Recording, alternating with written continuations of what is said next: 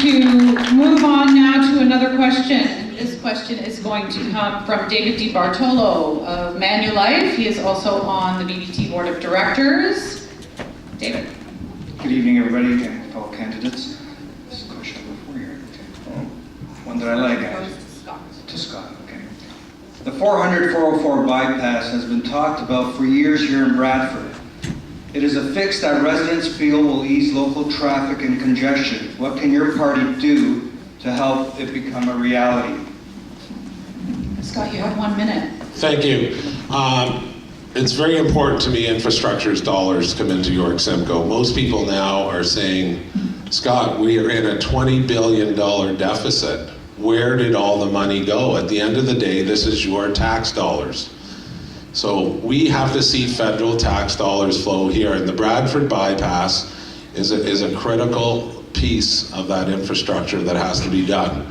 When I'm in the town of Georgina, people always ask me, Scott, what's going on the other side of the lake?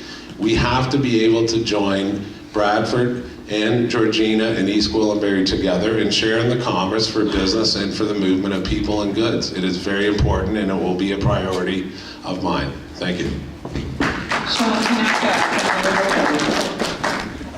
So we've had a Conservative MP here that had very high-profile positions in cabinet that hasn't been able to deliver the Bradford bypass. What we do have is a Liberal government that has made infrastructure a national priority. When I was talking with the Minister about infrastructure, this was one of the concerns that I brought to him. We're also making sure that there is infrastructure to get around. So there has been investments now that we will see real change to the Bradford West Gwillimbury GO station as well as the East Gwillimbury GO station. So those are real dollars and real differences that we are feeling in York Simcoe. So I agree that we do need to make sure that this is a priority, that we're able to work collaboratively across different levels of government, but also to make sure that we have made the Liberal Party infrastructure and growth a top national priority. I want to be that progressive voice that goes to Ottawa to make sure that we bring those monies back into our riding so that we can deliver real results like the Bradford bypass. Thank you.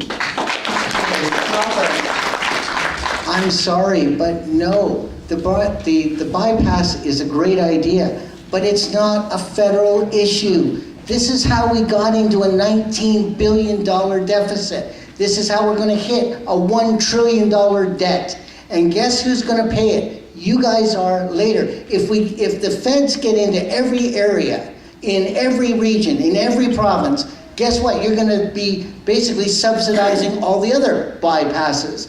No, we have to get our house in order. We have to get the deficit down to zero. Maxime Bernier will do it in 2 years, and I'll tell you in the next question how he's going to do it. But you can't keep turning every issue into a tri-government issue. Otherwise, you have no accountability, and you don't know who to blame. The feds point at the province points at the feds, and then the city gets involved. And in the end, they all take a little bit more money out of your pocket. No, it's not a federal issue. Matthew. That's right. Matthew.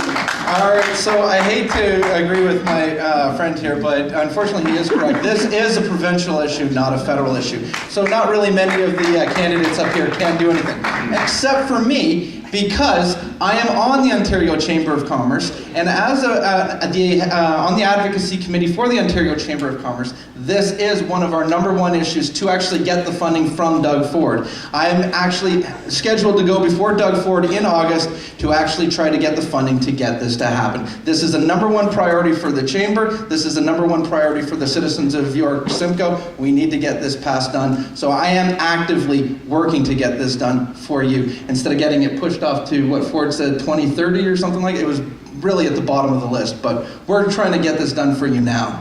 Thank you.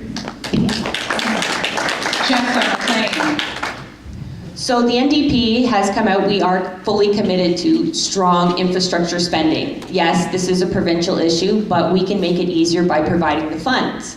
However, you've heard the same thing from the Liberals and the Conservatives, but I would ask them, if they're not willing to raise taxes on the rich and successful corporations, how are you going to afford all of this influx in infrastructure spending? Maybe it will be the middle class taxes, because the Conservatives just tried to pass a motion to not raise taxes at all on the top earners. So, I mean, if they're not willing to be bold in terms of collecting revenue, don't let them be bold with their promises of spending. How would I fund the Trans-Bradford Highway?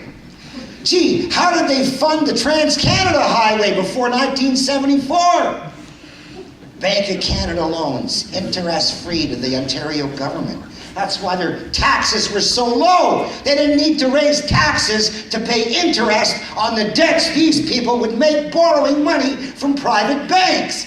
So, if we can reprogram the Bank of Canada to operate like they did before 1974, you could have the funding interest-free. But in the meantime, anything they do, they're going to stick you with the interest for it, and you had a chance to skip the interest, so you deserve it. Thank you very much, candidates.